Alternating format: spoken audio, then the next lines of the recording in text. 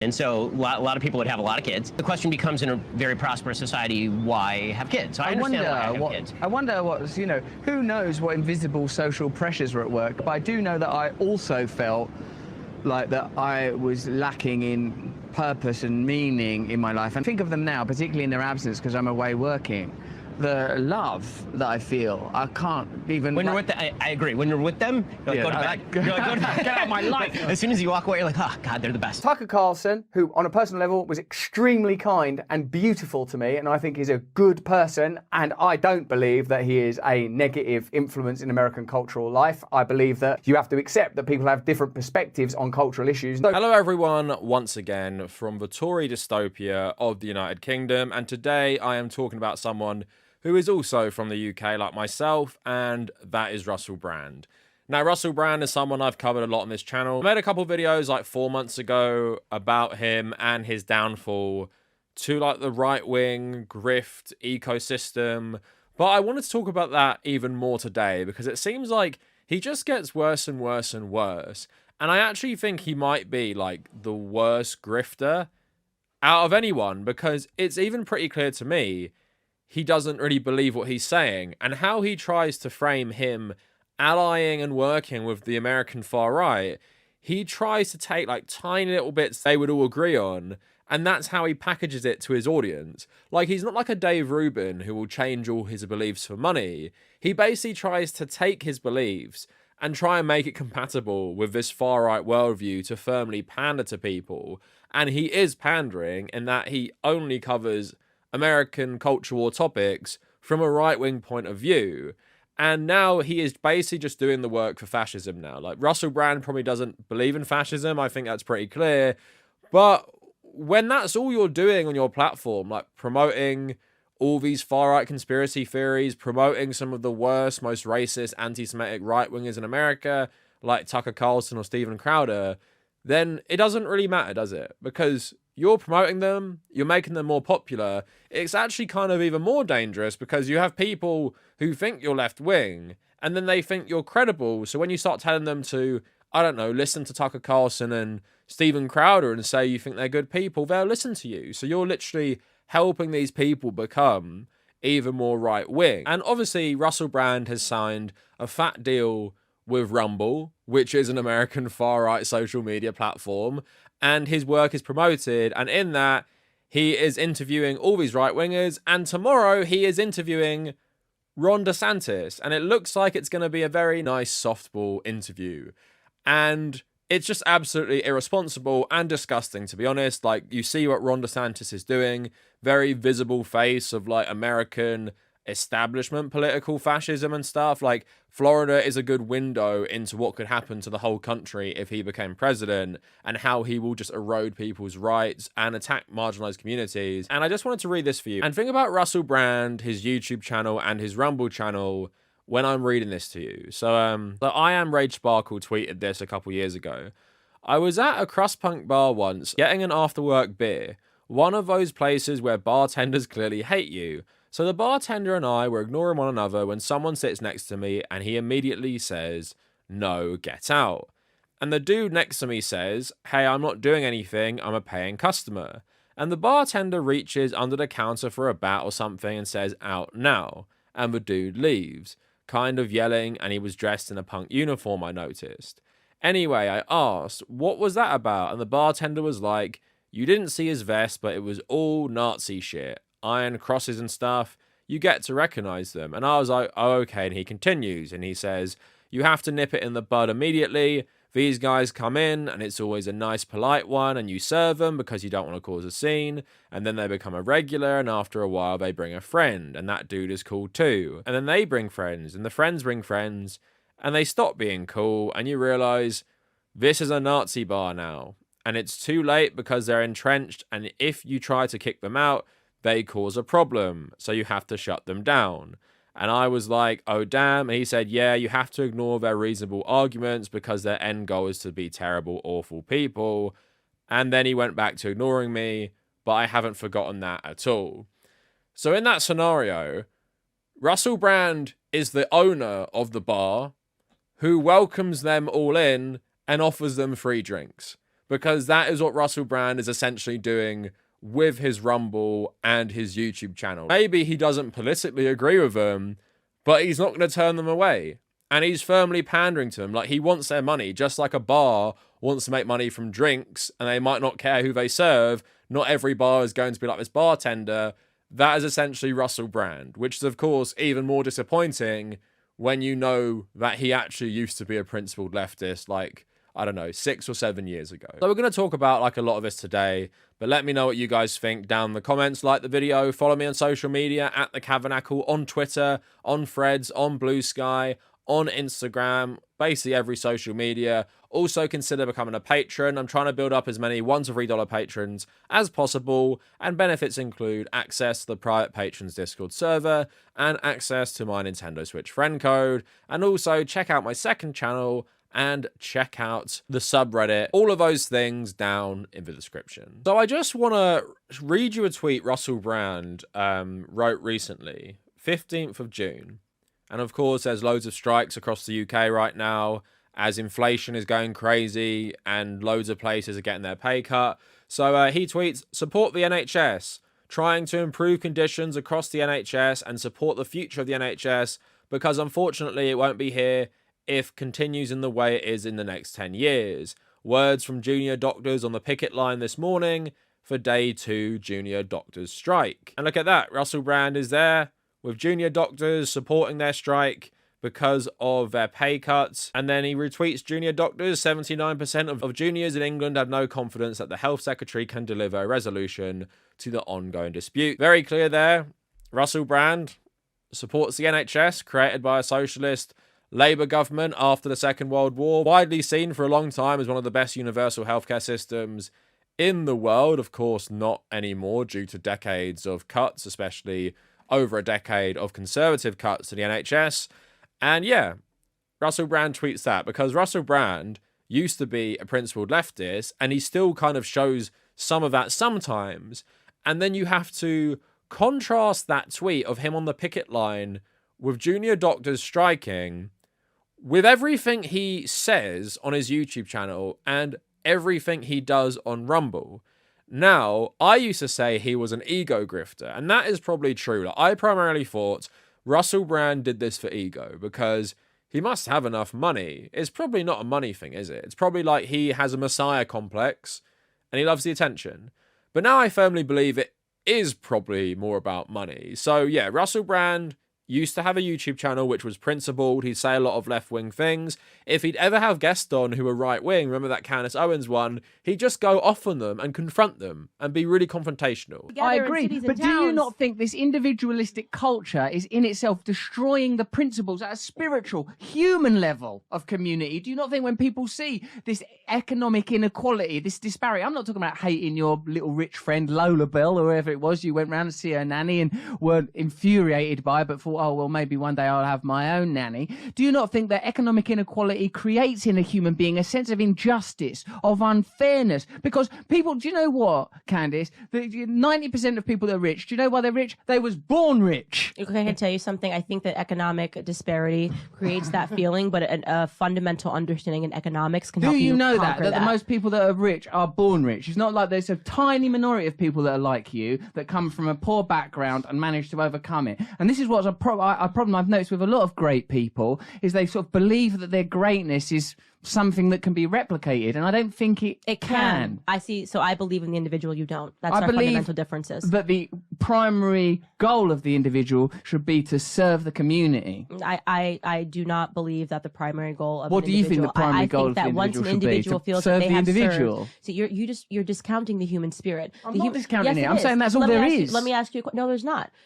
In a humanity, think of animals in the wild. You don't even have to go to humanity. We can just think about animals in the wild. What is our human instinct, okay? Are you going to make sure that everyone on this block is fed before you feed yourself? Do you go around and say, hey, have you had breakfast this morning? Listen, hey, have you had breakfast this morning?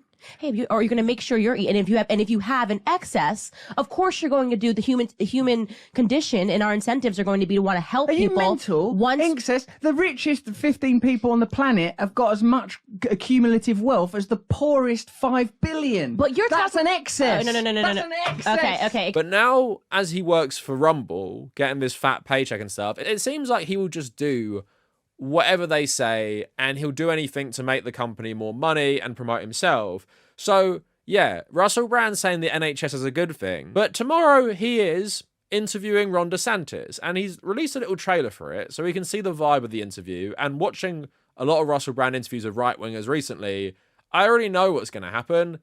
He's basically going to promote Ron De Santis and talk about how he's like fighting the establishment. So he says, tomorrow's a day. Don't miss my conversation with Ron De Santis streaming on Rumble. We're diving deep into his presidential campaign and the future of US politics. Nothing like just platforming one of the worst governors in the country, like literally a fascist governor. So let's hear the trailer, and then you can make your mind up if you think this is going to be a very critical interview from NHS supporter Russell Brand. Ron De Santis, governor of Florida and presidential candidate, is joining us.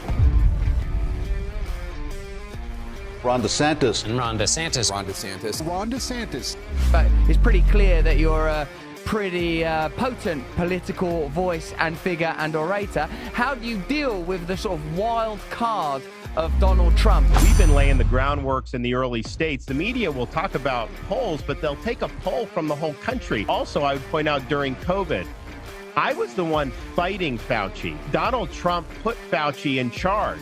He never fired Fauci. And I'm just thinking to myself, this guy had been responsible for justifying mandates, for justifying lockdowns. How do you deal with the massive mistrust of American cultural life? Where do you stand on this conflict? How do you manage the tension when there is a plain appetite in your country for anti-establishment figures? What is your stance on this current conflict, and would you end this war? What are your views on two men that have perhaps done more to reveal the deep corruption? Julian Assange and Edward Snowden, of course. Do you think these men should be pardoned? But the next question that I'm going to ask Ron De Santis is, would you pardon Trump? So do you think that interview is going to be very critical of Ron De Santis? Most of the Republican media establishment are in for Ron De Santis, and it feels like a good way to annoy Russell Brand's new following is probably make Ron De Santis look bad. And in that trailer, it's promoting that,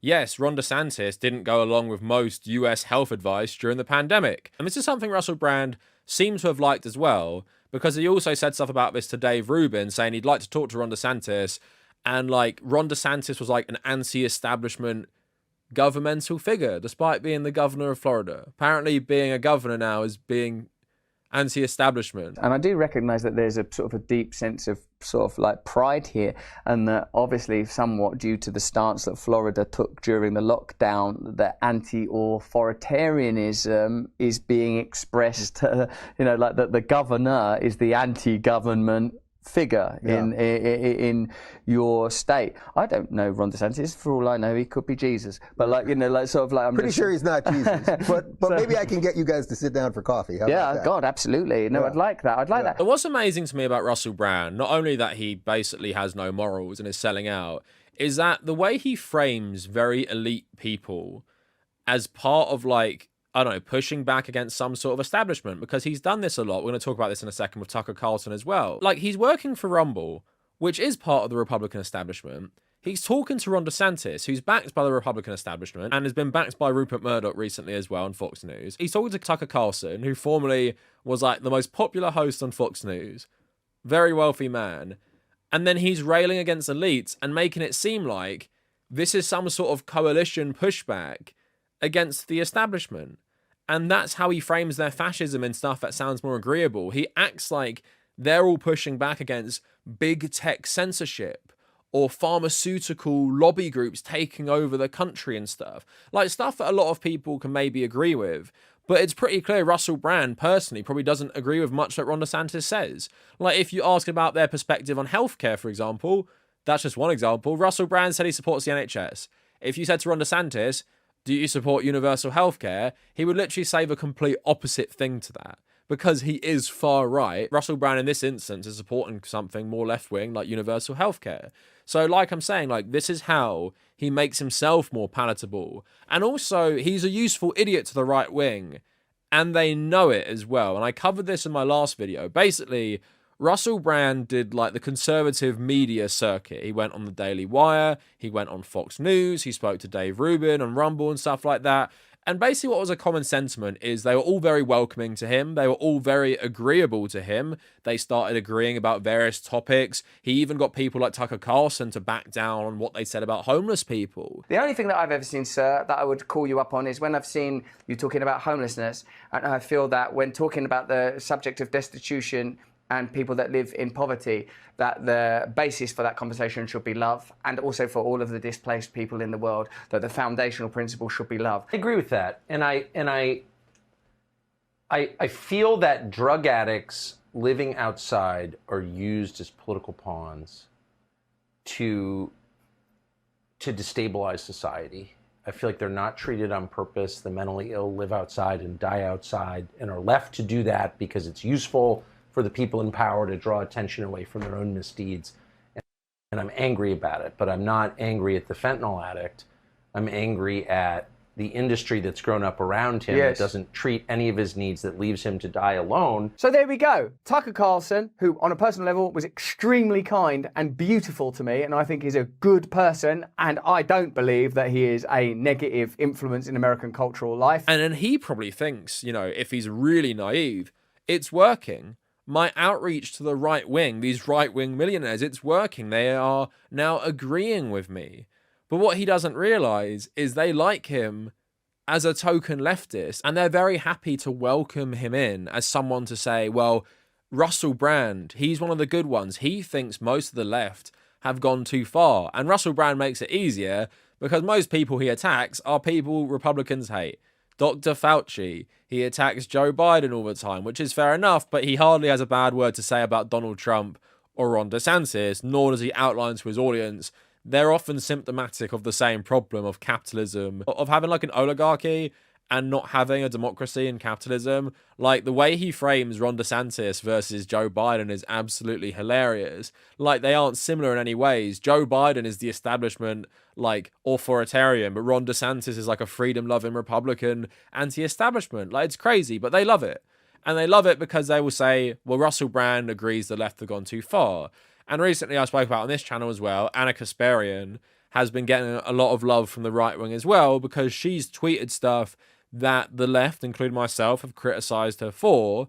And then they're all, you know, being very nice to her. Despite the fact, you know, with Russell Brand, they probably actually hate her political positions, but they want someone to come to their side to give them that credibility. With Anna Kasparian, it's, well, look how crazy the left have gone on trans issues. Let's start acting really nice to her, try and get her on our side, try and use her as a point to say, oh, look, if this person thinks the left have gone too far, then of course they have, so you can't believe anything they say.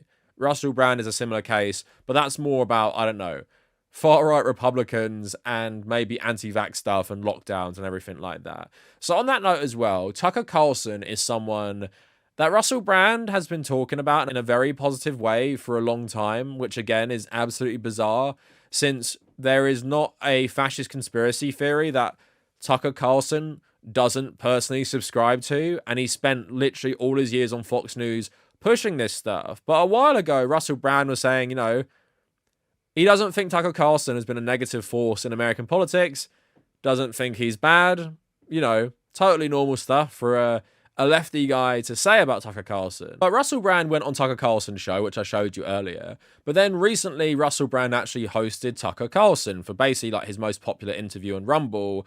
They talked about a variety of things, but just like Joe Rogan, what Russell Brand is good at is allowing people to portray themselves as far more reasonable because you don't challenge them, right? If Russell Brand started asking Tucker Carlson about, oh, why do you push like great replacement theory? You honestly believe that super racist conspiracy theory? Then Tucker Carlson would be all defensive, but he knows Russell Brand is going to give him softballs. So basically they spent a lot of time talking about Donald Trump being anti-establishment, which is, again, absolutely ridiculous. Just because certain members of the establishment don't like him doesn't mean billionaire ex-presidents aren't the establishment themselves.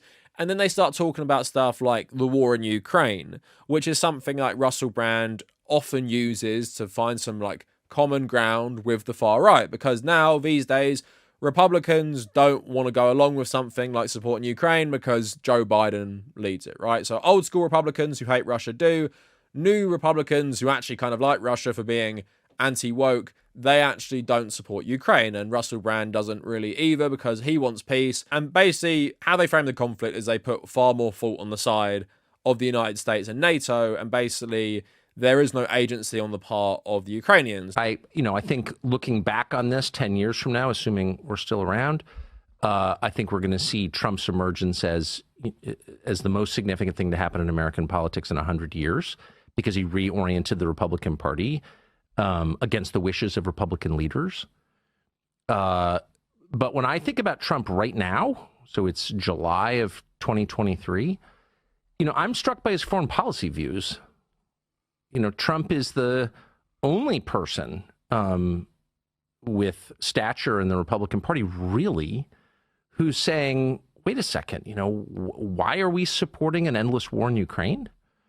And that, leaving aside whether Trump's going to get the nomination or get elected president or would be a good president, I can't even assess that. All I can say at this point is I'm so grateful that he has that position. He's right. And everyone in Washington's wrong. Everyone. Mm-hmm. And Trump is right on that question. And it's a big question. That war is reshaping the world. It's reshaping the economy of the world. It's reshaping populations. Now, you guys will know I'm not someone who probably has the conventional view on the conflict that a lot of American leftists do. I obviously support Ukrainian self-defense, but, in the past, I've made whole videos on this. Just type in Kavernacle, NATO, Ukraine. I've put my own criticisms forward. But I would really never agree with these people on their stance on international relations, because what they always do, and Jimmy Dore has been perfecting this over the years, is Russia doesn't exist in their opinion. Russia's never done anything bad. Russia, who did the invasion, it's not their fault, basically. They had to do this, and the West provoked them. Russia are acting in a moral way. And basically they frame it as the establishment wants this war in Ukraine, which is true. So framing the conflict in this way is actually the anti-establishment position, not that a more anti-establishment position is recognizing the global capitalist elite, recognizing how Putin has been an ally of the European elite for a long time, including Britain, and just recognizing our problems with capitalism and imperialism rather than, Russia's not so bad. And I always say, if Julian Assange was rotting in a Moscow jail cell for exposing Russian crimes in Syria, none of these guys would care about him. Literally none of them would. I'm not saying you shouldn't care about what's happening to Assange. I'm just saying the motives for these people like Tucker and Brand isn't because they care that Assange exposed crime. They only care about it because he exposed American crime, which fits into their own narratives and stuff. So that is how Russell Brand really sanitizes people like Tucker Carlson, makes them look far more reasonable. And just like with Ron De Santis and people like that, he doesn't challenge them. He doesn't challenge them because it's in his best interest not to do that anymore, because he knows, he's even said this multiple times, most of his audience love Donald Trump and are right-wing. So if they're all right-wing, you're not going to go after Tucker Carlson and Ron De Santis. You're not going to go after Steven Crowder. And now you've got some nice gig at Rumble, which probably pays you a couple million a year at least. Why would you do that? Essentially what he's now doing is he is Rumble's main star who hosts other people on the platform to generate more interest in Rumble, right? And he only posts a tiny bit on his YouTube channel now of these interviews and stuff. So yeah, it's very clear Russell Brand is a massive grifter, not just an ego grifter like I used to think more. He's just a financial grifter. This Rumble stuff really proves that. And everything he talks about with the establishment, the elite and everything, when it comes from a right-wing place, that rings so hollow, because the problem is capitalism, which Russell actually does acknowledge in many videos. But you're literally allying yourselves with people who do not want to change that system. They just want to implement a more fascist version of capitalism, which is why they're anti-establishment. They're not anti-establishment because they believe we should overthrow capitalism and implement socialism. They are anti-establishment because often they think it's a liberal establishment. They think they're destroying America by being woke and stuff like that. They want to implement their own version, the America First version. The America First version of republicanism is anti-establishment. That doesn't really mean shit when they actually want to overthrow democracy and create a fascist version of America. They aren't my allies. Just because we can agree with I don't know, tech censorship and how money ruins politics and stuff doesn't mean we want the same outcomes with our political ideology, nor do we diagnose the same problems. So Russell Brand can maybe convince himself. You can have Tucker Carlson on and talk about these things in like a reasonable way, but also Tucker Carlson is not being honest with you. And you're not asking him tough questions because frankly, you don't want him to be honest. You just want to frame him in a way which makes him palatable to your own audience because you're a massive grifter at this point, right?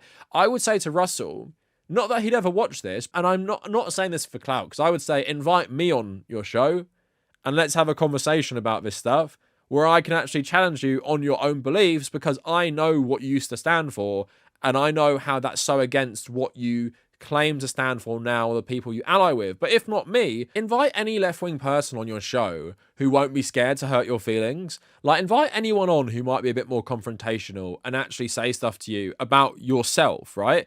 Because what's going to happen is he'll invite like weird like post-leftists on or like weird libertarians who used to be leftists who will agree with everything he says because they're grifters too. They're in it for the money. I'm not in this for the money. I can't even imagine how much more money Russell Brand makes than me just on his YouTube channel, let alone Rumble or whatever else he's doing, like all these weird courses and stuff. If Russell Brand is legit, he would do this, but he won't do this, right? Because if I went on his show, did a live stream, I would literally say to him all this stuff. I would say like, how can you claim to care about like the world, humanity, while allying yourselves, sanitizing and promoting like actual fascists? Like, is that something you do now? The anti-establishment angle from him is just hilarious cosplay at this point. Working for a company funded by like libertarian and right-wing millionaires and just constantly promoting right-wing millionaire and billionaires' political agendas, apparently like anti-establishment because you can say whatever you want and it's for free speech. Is that all you need to sign up to a platform to push his propaganda? Just the belief that they won't censor anything you say. Like I said, Russell is both, I think, maybe naive, but also just a massive grifter. But showing his grifting even more, I saw this thing. This is really funny. He was interviewing The Critical Drinker, an anti-SJW nerd YouTube channel. I'm like, why is he even doing this? What interest does he have in this? Like, Russell Brand actually works in movies.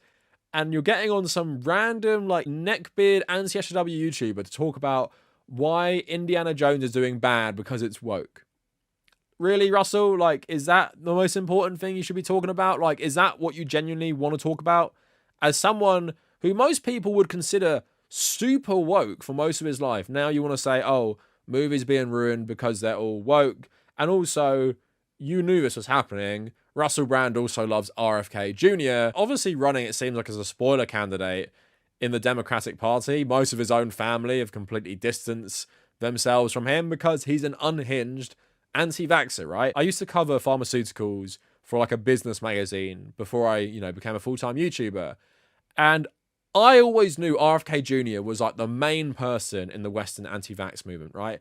Him claiming now that he is not anti-vax and something like that is absolutely ridiculous. He has always been this fringe, crazy man.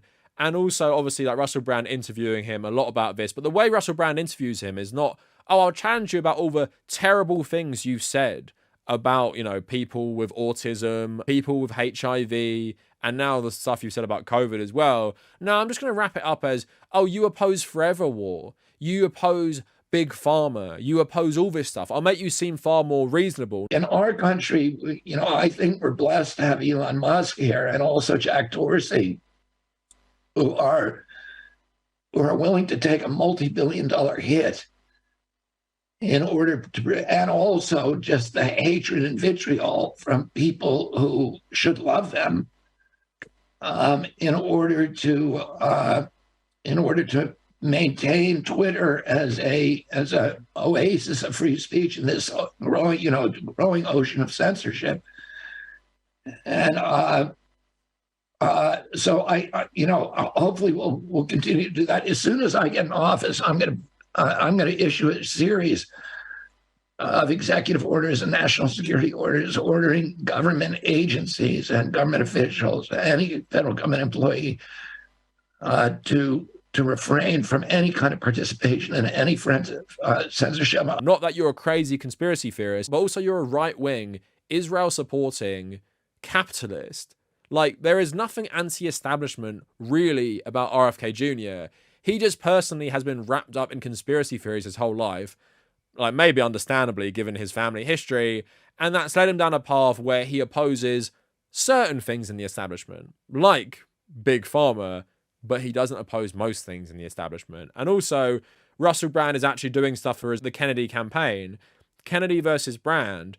Donate to support Kennedy's presidential campaign and mission to restore America as the global example of health and well-being.